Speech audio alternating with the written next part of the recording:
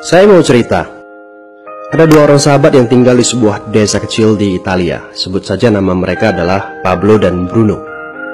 Mereka adalah anak muda yang memiliki impian yang tinggi. Mereka sering berkhayal bagaimana kalau suatu hari nanti mereka menjadi orang terkaya di desanya. Keduanya merupakan orang yang sangat ambisius. Yang mereka perlukan adalah sebuah kesempatan. Pada suatu hari, kesempatan itu pun datang. Kepala desa memutuskan untuk mempekerjakan kedua anak ini untuk membawa air dari sungai ke sebuah penampungan air di tengah desa. Keduanya masing-masing membawa 2 buah ember dan segera menuju ke sungai. Menjelang sore, keduanya telah mengisi penampungan air sampai penuh. Kepala desa menggaji mereka masing-masing berdasarkan jumlah ember air yang mereka bawa. Wow, Pablo dan Bruno senang sekali. Ini berarti impian mereka akan segera terkabul. Mereka sulit percaya jika mereka bisa mendapatkan rezeki sebanyak ini. Mereka bekerja lebih keras lagi setiap hari agar bisa mengangkut air lebih banyak. Namun, Pablo mulai merasakan ketidaknyamanan. Ia tidak yakin pekerjaan ini bakal buat impiannya terwujud. Punggungnya nyeri dan kedua telapak tangannya lecet-lecet. Kian hari, kian takut saat harus pergi bekerja. Ia pun mulai berpikir keras, mencari akal bagaimana caranya membawa air dari sungai ke desanya. Pablo mendapatkan ide. Bruno, saya punya rencana. Daripada kita mondar-mandir bawa-bawa ember setiap hari, kenapa kita nggak sekalian aja buat sebuah saluran pipa dari sungai ke desa kita? Saluran pipa? Ide dari mana itu? Seru Bruno. Kita udah punya kerjaan yang bagus, Pablo. Saya bisa bawa 100 ember sehari. Saya akan jadi orang kaya. Di akhir minggu, saya bisa beli pakaian baru. Pada akhir bulan, saya bisa beli seekor sapi. Dan pada akhir tahun, saya bisa bangun sebuah gubuk baru. Nggak ada kerjaan sebagus ini di desa ini. Setiap minggu kita bisa liburan. Setiap akhir tahun, kita berhak cuti selama 2 minggu dengan gaji utuh. Kita akan punya hidup yang layak. Jadi buang jauh-jauhlah pikiran untuk bangun saluran pipa. Tapi Pablo tidak putus asa. Ia akhirnya memutuskan untuk bekerja paruh waktu. Ia tetap bekerja mengangkut ember-ember air. Separuh waktunya, serta di akhir pekan, dia meluangkan waktu untuk bangun saluran pipanya. Hal itu tidak mudah. Penghasilannya otomatis menurun dan dibutuhkan waktu 1 hingga 2 tahun sebelum saluran pipanya bisa menghasilkan sesuatu yang berarti. Bruno dan orang-orang desa mulai mengejek Pablo. Dia menyebutnya Pablo si manusia saluran pipa. Bruno yang berpenghasilan hampir 2 kali lipat dari Pablo terus memamerkan barang-barang baru yang berhasil ia beli. Sapi, keledai, pakaian, sepatu baru, gubuk bertingkat 2. Bruno bisa makan mewah di kedai. Orang-orang di desa menyebutnya Tuan Bruno. Sementara Bruno berbaring santai di sore hari pada akhir pekan, Pablo terus saja menggali saluran pipanya. Pada bulan-bulan pertama, Pablo memang tidak bisa menunjukkan hasil dari usahanya. Pekerjaannya memang sangat berat, bahkan lebih berat daripada kerjaan Bruno.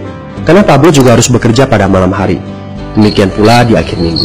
Tapi Pablo selalu mengingatkan pada diri sendiri bahwa impiannya dibangun berdasarkan pada perjuangan yang dilakukan hari ini. Dari hari ke hari, dia terus menggali, inci demi inci. Sedikit demi sedikit, lama-lama jadi bukit. Dari 1 inci kemudian menjadi 1 kaki.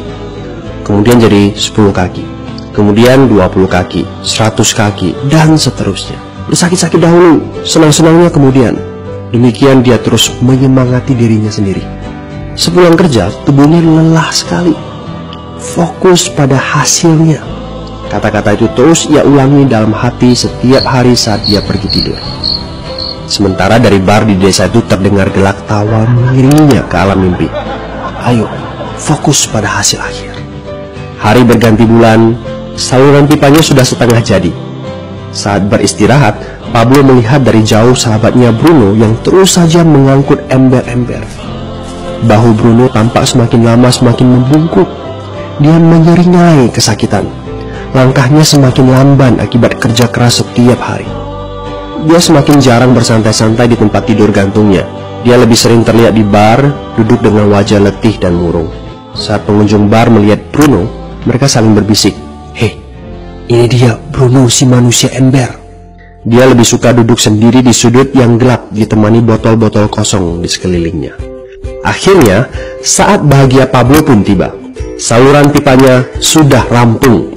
Orang-orang desa berkumpul saat air mulai mengalir dari saluran pipanya menuju ke penampungan air di desa. Sekarang, desa ini sudah bisa mendapatkan pasokan air bersih secara tetap. Pablo tidak perlu lagi membawa ember. Artinya, airnya akan terus mengalir, baik dia sedang bekerja maupun tidak.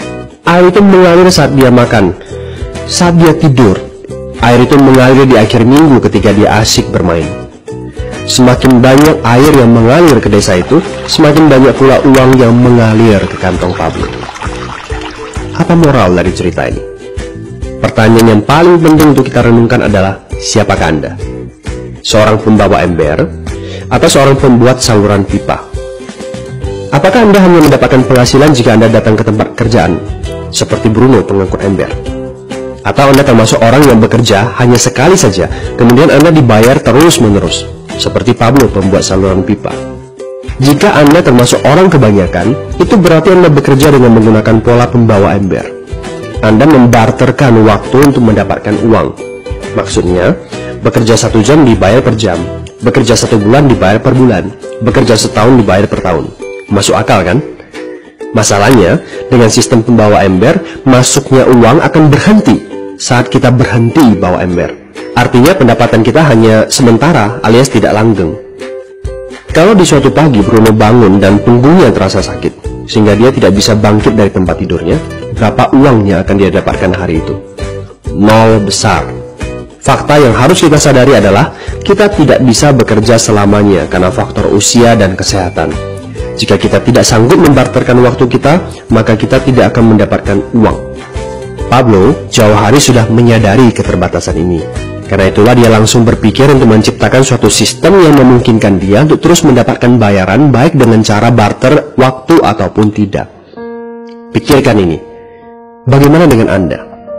Anda mau apa kalau besok penghasilan Anda berhenti? Apa yang akan terjadi kalau Anda dipecat? Apa yang terjadi kalau kemudian Anda sakit atau cacat sehingga tidak bisa membawa ember lagi? Bagaimana seandainya perawatan kesehatan yang mendadak yang harus Anda jalani menghabiskan uang tabungan Anda? Apa yang terjadi bila uang tabungan Anda itu langsung menguap dalam semalam? Kalau penghasilan Anda berhenti besok, untuk berapa lama Anda bisa membayar hipotek Anda? Cicilan rumah, mobil Anda, ataupun untuk biaya sekolah anak-anak Anda? 1 tahun, 6 bulan, 3 bulan, atau 3 minggu? Jelas.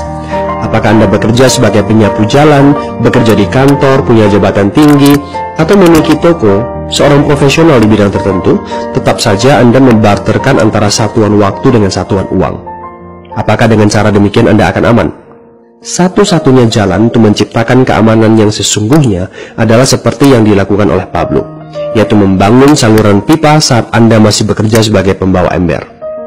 Dengan membangun sebuah saluran pipa, Anda cukup mengerjakan pekerjaan sekali saja, capeknya sekali saja, tetapi Anda akan dibayar terus-menerus.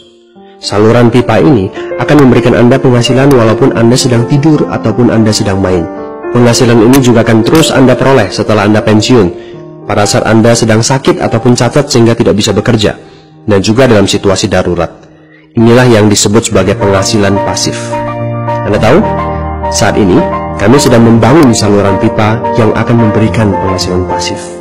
Mau tahu caranya? Hubungi teman yang meminta Anda untuk menonton video ini. Dia punya akses untuk informasi yang Anda butuhkan. Mintalah video lanjutannya, atau jika memungkinkan, bertemu langsung dengan teman Anda.